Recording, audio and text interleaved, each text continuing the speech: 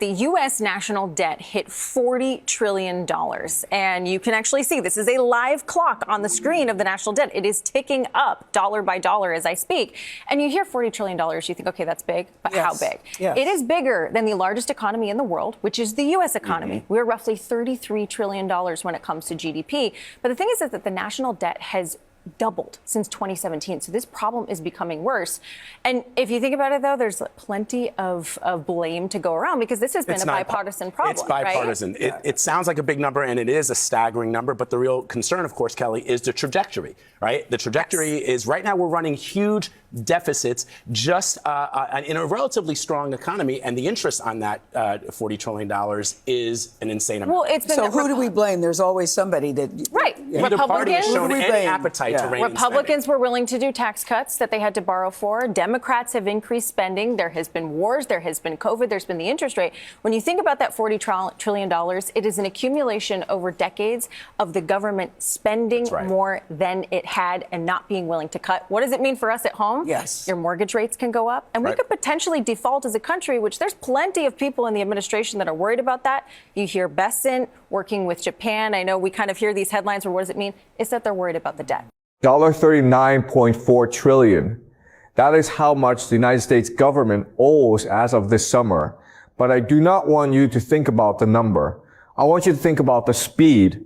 The debt is growing at $7.4 billion per day, $308 million per hour, $85,000 every second you sit here watching this video.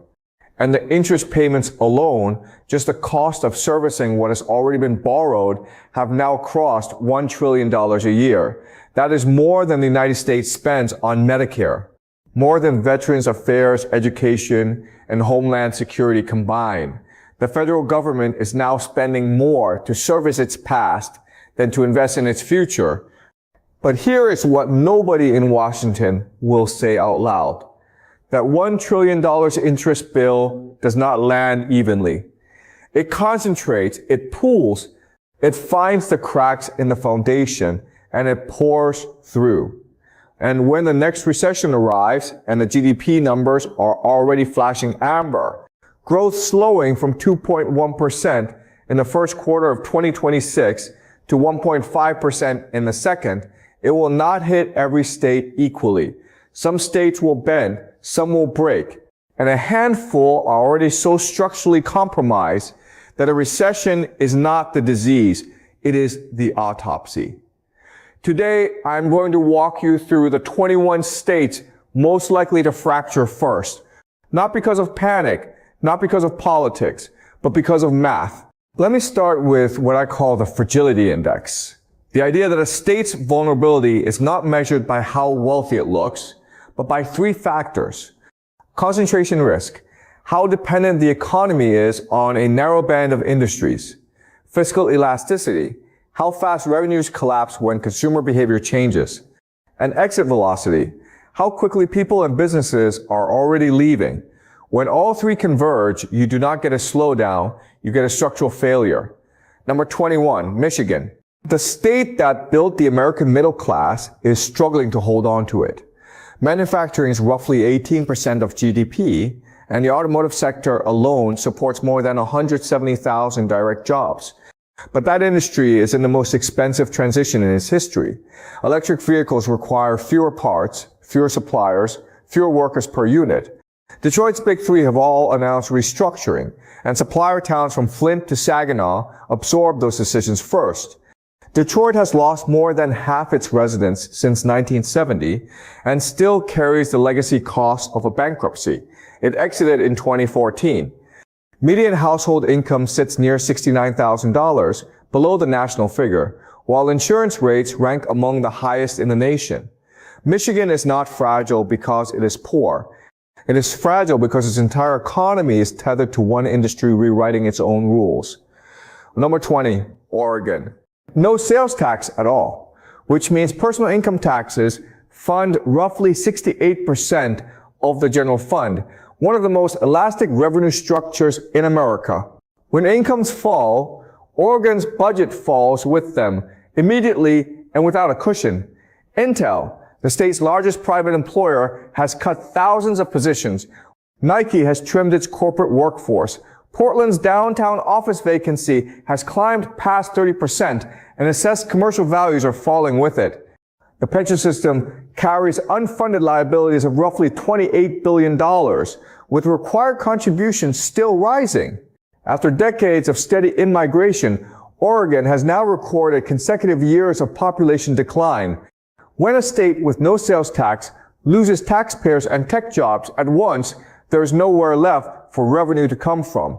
Number 19. One of the wealthiest states by median income and one of the most indebted by almost every measure that matters. Combined debt, pension, and retiree healthcare obligations exceed $85 billion, among the highest per resident burdens in the nation. The revenue base is dangerously concentrated. A very small number of high earners in Fairfield County account for a disproportionate share of receipts. When markets correct, Connecticut's revenue does not decline, it falls off a shelf. Hartford's office vacancy now exceeds 20%. The population has barely grown in 2 decades, and high-income residents are relocating to Florida in measurable numbers. Connecticut's problem is not a lack of wealth. It is that its wealth is mobile and its obligations are not. Number 18, New Mexico. Roughly 1/3 of general fund revenue comes from oil and gas, most of it from the Permian Basin. That single fact defines everything else. When prices are strong, the state runs surpluses and the legislature spends them. When prices fall, the entire budget contracts. Median household income sits near $62,000. The poverty rate is close to 18%. Roughly 1 in 4 jobs is tied to federal spending, including the labs at Los Alamos and Sandia. So federal tightening lands here with unusual force. Add water stress across the Rio Grande Basin, and you have a state whose prosperity depends on 2 things it does not control: commodity prices and congressional appropriations. That is not an economy. That is a bed placed on someone else's table. Number 17, West Virginia. For a century, this state's economy had one word attached to it: coal. Production has fallen by more than half since 2008, and severance tax revenue swings by hundreds of millions from year to year. Labor force participation sits near 55%, the lowest in the United States. The state has lost population in nearly every year since 2012, and those leaving are overwhelmingly young. Median household income is roughly $56,000. Pension and retiree healthcare obligations exceed $10 billion in a state with fewer than 1.8 million people. West Virginia is not waiting for a recession to expose its fragility. A recession simply removes the last of the margin. Number 16, Kentucky. The pension math here is among the worst in the country. The primary retirement system for non-hazardous employees has at points been funded below 20%, leaving no room for market losses. Required contributions now crowd out education, infrastructure, and public safety. The broader economy is concentrated in manufacturing and logistics. Assembly plants in Louisville, Georgetown, and Bowling Green tie the state to automotive demand and tariff policy, and UPS Worldport makes freight a direct proxy for consumer spending. Almost 16% of residents live below the poverty line. When manufacturing slows and shipping volume falls at the same time, Kentucky loses on both sides of its ledger, and the pension bill arrives regardless. Number 15, Washington. On the surface, bulletproof, Seattle skyline, Microsoft, Amazon, Boeing, median household income at $97,000. But that number is a mirage. Home prices across the Seattle metro hover around $790,000. After taxes, housing, and healthcare, most families have almost nothing left. And the engine is far less diversified than it appears. Technology, aerospace, shipping, 3 industries, 3 points of failure. Those 3 companies alone employ more than 400,000 workers, and all 3 are tightening budgets, pausing hiring, and moving operations overseas. A modest 10% reduction wipes out 40,000 jobs overnight. And with no income tax and heavy reliance on sales taxes, every percentage point drop in consumer spending drains hundreds of millions from the budget. That is not resilience. That is a house of cards waiting for the win. Number 14. A population of just 730,000 and 85% of the state's income comes from a single commodity, oil. When crude dipped below $40 a barrel in 2020, Alaska lost nearly $1.5 billion in tax revenue in months. Today, as energy demand softens and investment shifts toward renewables, Alaska faces a structural problem no short-term boom can solve. Grocery prices in Anchorage run 35% above the national average. Heating costs have jumped 28% year over year. 6 consecutive years of net population loss, and that rainy day fund, once more than $17 billion, has been drawn down to less than $3 billion. A state so rich in land and natural resources that it cannot pay its own bills. Number 13, Louisiana. This state produces roughly 10% of the nation's energy supply. Its residents see almost none of the benefit. Median household income sits near $57,000. Almost 18% live in poverty. Public debt has climbed past $20 billion. And the traditional backbone, oil and gas, is crumbling. More than 12,000 energy jobs disappeared between 2020 and 2024. But the hidden accelerant is climate. Hurricane Ida alone caused an estimated $75 billion in damage. The coastline is vanishing at roughly 1 football field every 100 minutes. Home insurance premiums have surged 63% in 3 years. Louisiana is not approaching a crisis. It is managing one in real time while pretending it is not there. Number 12, Arizona. Once the poster child for Sunbelt growth, with population past 7.5 million. But that growth came at a price the state cannot afford. The median home price in Phoenix has climbed to roughly $435,000, up 60% since 2019, while wages have barely moved and mortgage rates sit above 7%. Foreclosure filings are up 45% year over year. And then there is water. 36% of Arizona's supply comes from the Colorado River, which keeps shrinking. Federally mandated cuts in 2025 have already wiped out an estimated $1.3 billion in agricultural revenue. Intel pulled back on chip expansion. Building permits are down 41% since 2022. And for the first time in a decade, in-migration is slowing. Arizona's growth story is running into a wall made of drought, debt, and disappearing affordability. Number 11, New Jersey. On paper, one of the richest states in America. In practice, one of the most structurally indebted. Public debt has ballooned past $240 billion, more than $26,000 per person. The average property tax bill is near $9,800 a year. The state leans on finance, pharmaceuticals, and real estate, 3 industries that contract sharply in recessions. Office vacancy in Newark and Jersey City is beyond 25%. Pension liabilities exceed $95 billion. Over 40% of the roads are rated in poor condition, and people are leaving. The gap between income and obligation in New Jersey is not a crack, it is a canyon. Number 10, Indiana. Manufacturing accounts for nearly 27% of its GDP, one of the highest concentrations in the nation. In 2024 alone, Indiana shed 18,000 manufacturing jobs, and analysts warn another 40,000 could vanish in a deeper downturn. Plants in Kokomo, Fort Wayne, and Lafayette are tied to export markets and supply chains running through China and Mexico. With the tariff landscape unsettled, these factory towns could see unemployment climb past 9%. Home prices have jumped 35% since 2020, while wages stalled and utility and grocery costs have surged 19% in 2 years. Indiana's low-cost manufacturing identity is quietly becoming its biggest liability. Number 9, Texas. the state that loves to sell as recession-proof. Its $2.8 trillion economy is tied to three volatile sectors: energy, technology, real estate.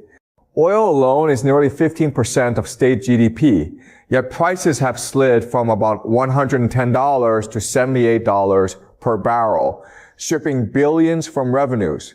Median home price up 45% since 2019. Home sales down nearly 40% in Austin. Active listings up 78% in a single year. And the infrastructure cannot keep up with nearly 1,200 new residents arriving daily. The 2021 grid failure caused an estimated $130 billion in economic damage, and despite promises of reform, the grid remains vulnerable. If unemployment climbs to just 6%, Texas could see more than 400,000 jobs disappear in months. The myth of unstoppable Texas is exactly that, a myth. Number 8, Nevada. Close to 30% of GDP comes from tourism, hospitality, and entertainment, concentrated in and around Las Vegas. When Americans cut back on travel, dining, and gambling, Nevada unravels with shocking speed. In 2020, unemployment exploded to 28.2%, the highest in the country. Now the same signs are reappearing. Hotel occupancy is down 12%, gaming revenue slipping 8%. Casinos employ more than 350,000 workers. The state carries one of the highest foreclosure rates in the nation. And in Reno, the median home price sits around $565,000, out of reach for households earning under $90,000. When visitors disappear, government revenue falls just as fast. The neon glow will dim, and underneath it, the cracks are already spreading. Number 7, Hawaii. Nearly a quarter of its entire economy is powered by tourism. In 2020, visitor arrivals plunged 75%, and unemployment spiked to 22%, the second highest rate ever recorded in American history. Now momentum is slipping again. Hotel rates in Honolulu exceed $380 per night. A typical family trip tops $8,000. Tourism revenue is down 11% this year. On Oahu, the median home price has soared past $1.1 million. Grocery prices run 67% above the national average. Electricity bills jumped 22% in 1 year. The population has declined for 6 consecutive years, and the state imports more than 85% of the goods it consumes. That is not an economy. That is a supply chain with a zip code, and supply chains break. Number 6, New York. A $2.6 trillion economy. Wall Street, commercial real estate, corporate services, a 10% drop in financial sector earnings wipes out roughly $6 billion in state tax revenue. And the stress is already visible. Manhattan office vacancy has climbed to 21%, the highest since 1994. Commercial values have fallen nearly 30% in some neighborhoods, pressuring the city's $60 billion property tax base. Median rent has reached about $4,200 a month, and more than 40% of residents spend over half their income on housing. Since 2020, more than 650,000 residents have left. The state carries roughly $390 billion in debt and pension liabilities exceeding $300 billion. That is not a budget shortfall. That is a structural time bomb. Number 5, Delaware. Fewer than 1 million residents, more than 60% of Fortune 500 companies are legally incorporated there, but most do not actually operate there. Filing fees and franchise taxes account for roughly 41% of total revenue. If companies begin downsizing, the impact is immediate. In 2008, business filings fell 38% in a single year. A downturn could remove as much as $1.5 billion from the state budget. The labor force is just 500,000 workers, so even a 2% decline wipes out 10,000 jobs, the equivalent of erasing a small city. Delaware's reliance on paper wealth makes it one of the most fragile economies in the country. Small states can fall the fastest and the hardest. Number 4, Maryland. Median household income above $98,000, one of the highest in the country. But that wealth is clustered around the Washington, D.C. metro area.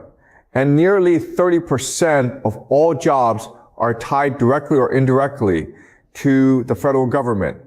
When Washington tightens, and it is tightening, Maryland feels the shock immediately. State debt now exceeds $40 billion, with pension liabilities set to rise another $5 billion by 2026. The median home price has climbed to roughly $445,000, and mortgage payments jumped 38% in 2 years. Baltimore has lost more than 20,000 residents since 2020, and downtown office vacancy is past 28%. Maryland's affluence is a veneer. Scratch the surface and you find a state tethered to a single employer that is actively cutting costs. Number 3, the state living on borrowed time, and I do not say that lightly. Illinois carries approximately $144 billion in unfunded pension liabilities, with a funded ratio of 46%.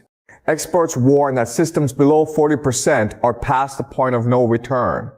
If the state paid an extra $1 million every single day to close that gap, it would take nearly 600 years. Let that sit. Meanwhile, more than 340,000 residents have left since 2020. Boeing, Citadel, and Tyson Foods have moved operations elsewhere. Chicago commercial vacancy is beyond 23%, and property values have fallen 35% since 2019. Illinois holds the lowest credit rating in the country, one step above junk. One more downgrade, and it could lose access to affordable borrowing entirely. Illinois is already unraveling in slow motion. Number 2, California. The so-called 5th largest economy on the planet, $4.5 trillion. But the cracks are deepening by the month. The Legislative Analyst's Office projects deficits of $18 billion in fiscal 2026-27 and potentially $35 billion by 2027-28 after 4 consecutive years of shortfalls. Since 2020, California has lost a net 450,000 residents, and those are not minimum wage workers leaving. IRS data shows an estimated $56 billion in taxable income has walked out the door. Oracle, Tesla, and dozens of mid-sized tech companies have relocated to Texas, Nevada, and Florida. Silicon Valley has lost more than 90,000 jobs since 2022. San Francisco office vacancy has surged to 36%. Homelessness now exceeds 180,000 people. California is not just experiencing a slowdown, it is experiencing a repricing of the social contract. The people who built the tax base are leaving, and the obligations they funded are not leaving with them. And number 1, Florida. The sunshine economy. Tourism is roughly 25% of GDP. In 2025, hotel occupancy dropped 18%. Air travel fell 22%. International visitation nearly 30%. The seasonal influx of northern retirees, once a reliable spending engine, is drying up as inflation, rents, and insurance make extended stays unaffordable. And insurance is the story within the story. Florida's average homeowner's premium hit $8,458 in 2026, roughly 2.8 times the national average. That is not a line item. That is a structural tax on ownership. More than 30 insurers have left the state, become insolvent, or stopped writing policies since 2017. Foreclosure filings have jumped 39%.